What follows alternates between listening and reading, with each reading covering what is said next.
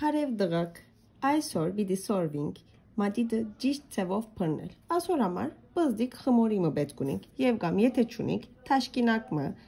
այսինքն փեչետե անեգա ծալդելով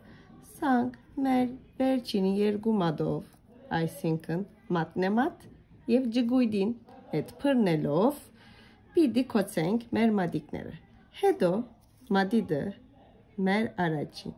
երկու մատով պիտի փռնենք, իսկ մեջտեղի մատը յետևեն անոնց պիտի օգնե։ Մատիտը ոչ ասանք ծայրեն, ոչ ալ յետևեն։